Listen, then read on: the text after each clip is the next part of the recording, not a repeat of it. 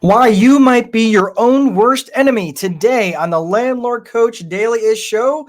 Let's go ahead and get started. 5, 4, 3, 2, 1, 0, ignition, liftoff.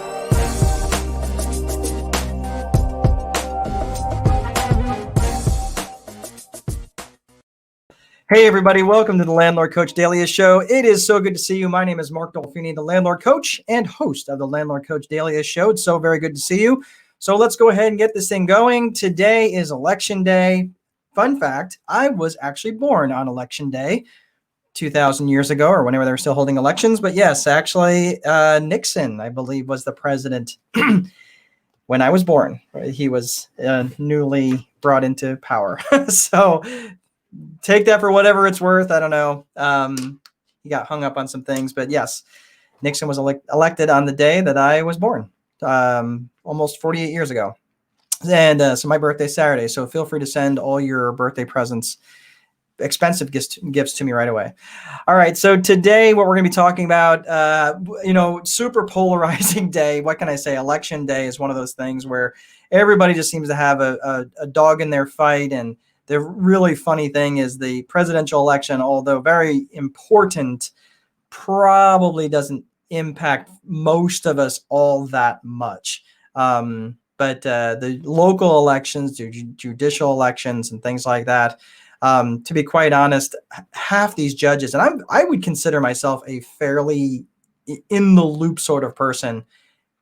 I still don't know half the judges that are being elected. I mean, I just literally don't know them. I mean, I may be familiar with their names, but like county school boards and stuff like this, I just have no clue. I don't know these people, so I have no idea why we hold elections like that. But anyway, today, one of the topic for today is about how landlords can be their own worst enemies, and this is about tenants' rights versus what you want as the landlord, as the investor, as the business owner.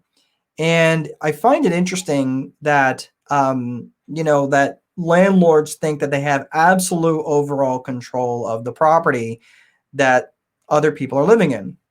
And it makes me kind of wonder, like, why you think this is something that you can control. Like, for example, if people can put different signs on in their yards, and I don't flat understand that. I don't really. This doesn't make any sense to me. Why you would want to limit something like that? If people are putting certain signs up, if it's an opposing political party or anything like that, well, can you legally say you cannot put, this party's sign up if it doesn't align with your own party? I don't know. Probably not. And even if you could, why would you want to? Like, that's just, part of the system. Like, that's the part of the system that we live in. But, let's take this to another example. Let's say, for argument's sake, that you are personally an anti-gun person. Okay. I'm not. I'm a Second Amendment person, that I feel that not that everybody should carry a gun, but if they want to, they should be able to. I believe that's a fundamental right. Many people believe otherwise, and many people are just kind of in the middle of the road, say, I'm not opposed to gun rights, but I just don't want to carry one myself. Okay, that's fine. But you may not legally, in some states, be able to say you are not allowed to have a weapon or firearm in my property. You may not be able to do that. And I know there's people who, there's 3 or 4 people that watch this show. I don't know what states you're in, but out of both of you that watch this show, if you're in a state that happens to be a little bit more resident friendly, you may not have a leg to stand on. If you're in a state that is more landlord friendly, then you might be okay. But again, I would just say it just depends. It just depends on what it is that, your stance is, and you may have to live with, if you're an anti-gun person, for example, allowing someone and their guns to reside in your property. Let's take this to another example where you may say in your heart that you are a pro-marriage, person, to the point where you don't want to allow a non-married couple of any gender or whatever to reside in that property, right? Well, that is against the law. That is actually a fair housing violation. Okay, now I'm saying the word fair housing because Kiara, my assistant, my marketing gal, she's been promoted to Beyonce recently, has been hassling me because I was supposed to stick with the calendar and do fair housing, and I have not been doing that. So you can check that off the box.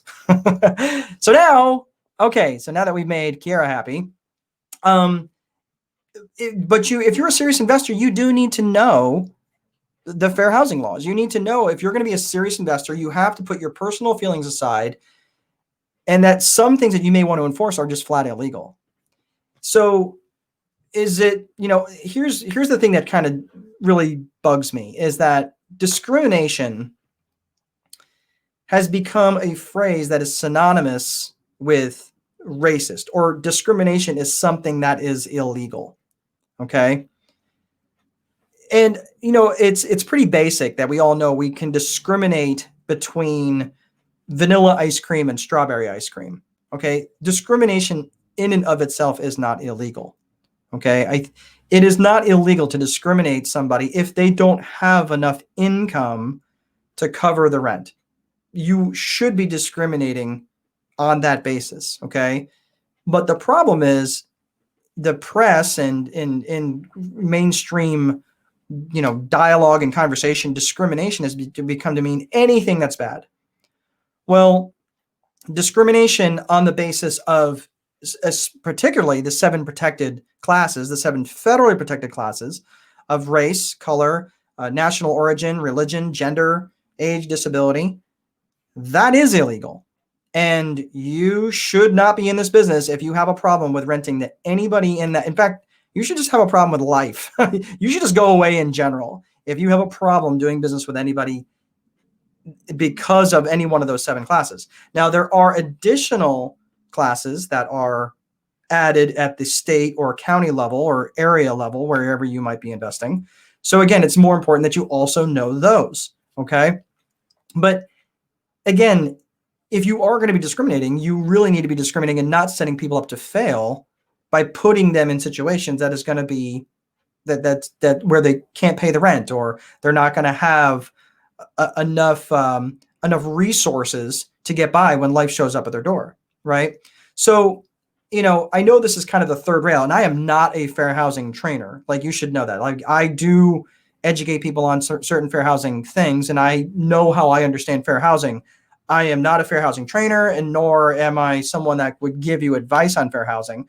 But I often will get messages, private messages in Facebook that says, hey, my son, my daughter, myself, whoever is trying to rent a place, and they were told that they couldn't rent this place because of they had children, or the fact that they had whatever. I mean, there's so many violations of fair housing, and I don't know that they're intentional as much as, and I don't think that they're malicious, but I think that maybe a little bit of it is out of fear and ignorance, and that is where you really need to educate yourself. I flat do not subscribe to the simple fact that you just didn't know. And in this day and age, if you're going to be a serious investor in this business, you have to take control of your business, understand what fair housing law is, and make sure that you're not going to be in violation of that. Okay. I'm going to leave off. It is election day, and I just want people to understand that whoever their horse in the race that wins the local election, regional, national elections, whatever it is, that at the other end of the spectrum, someone is not going to get their way. It's not going to be a time for gloating. It's not going to be a time for anything other than unity and unification. I know a lot of businesses are boarding up, and that hurts my heart. And I really hope and pray for this country for peace and whatever happens tonight and over the next couple of days. Thank God for this country. I'm really, really grateful for the country that we live in, and I thank God for each and every one of you. Let's leave off with a quote from Socrates. The thought of the day: the secret of change is to focus on all your energy and not on fighting the old, but on building the new. That, of course, is from Socrates. That's all I have for today, everybody. Have a great rest of your day, and I'll see you tomorrow.